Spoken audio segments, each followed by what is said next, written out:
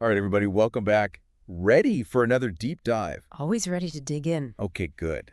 Today, we're tackling something that I think a lot of us can relate to, even if we aren't in the legal field. Paperwork. Oh, yeah. Mountains and mountains of it. Yeah. Well, we're specifically looking at how legal teams manage the massive amounts of information involved in their cases, especially all the medical records. I mean, it's got to be overwhelming, right? Absolutely. We've got some fascinating sources today that really lay out the challenges. Yeah, and the thing that really jumped out at me was this idea that even though it seems totally logical for law firms to handle all this in-house, a lot of them are doing it that way. Huh. It could actually be slowing them down. Yeah. One source even used the phrase held hostage, like they're being held hostage by these medical records. Held hostage, wow. That's a pretty strong image, isn't it? Yeah. So before we get into like the nitty-gritty of why that is, can you just kind of set the stage a little bit? Like, why are these medical summaries so crucial in the first place? I mean, can't a lawyer just, read through the records themselves? Yeah. Well, it's not just about reading, right? It's about really understanding what's in those records. A good medical summary, it takes potentially thousands of pages, boils it down into this clear timeline, analyzes the key medical facts. It's like a roadmap for the lawyer. Okay, so like instead of trying to navigate this crazy jungle, Yeah. they've got a path. Exactly. It helps them build their case, spot any inconsistencies, support their arguments in court.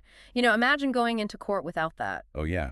That would be like, I don't know, building a house without any blueprints. Exactly. You're going to run into some serious problems, and that's kind of what we're seeing with in-house summarization. There are some major drawbacks. Okay, so let's get into those drawbacks. What makes this such a headache for legal teams? Why is it holding them hostage? All right, well, our sources highlight four main problems. Okay, hit me. First up, it's a huge drain on resources. You've got talented lawyers, paralegals, people who are really good at their jobs, but they're stuck spending hours and hours just poring over paperwork instead of, doing what they're best at, which is actually crafting legal strategy. Yeah, I mean, time is money, right?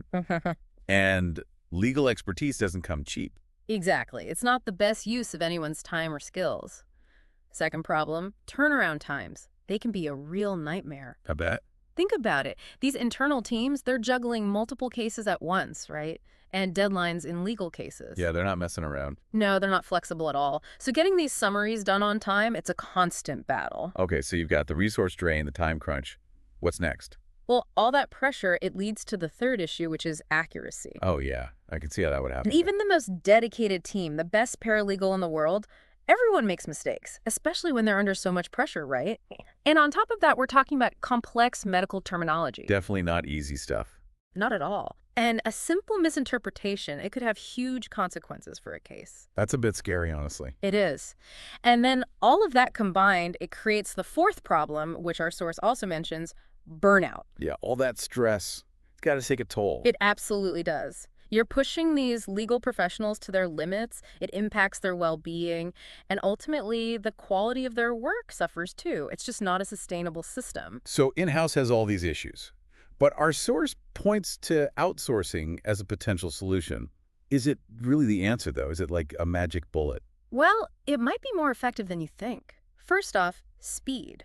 Specialized services, they can turn around these summaries way faster. Okay, how fast are we talking? Think like 3 to 5 business days. Wow, that's a big difference. Right. Because they have dedicated teams that are focused solely on this task, so no more internal bottlenecks. Okay, speed is definitely a plus.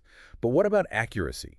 Isn't it a little risky to hand over something so important to an outside company? It's a fair question, but actually, outsourcing can actually improve accuracy. Really?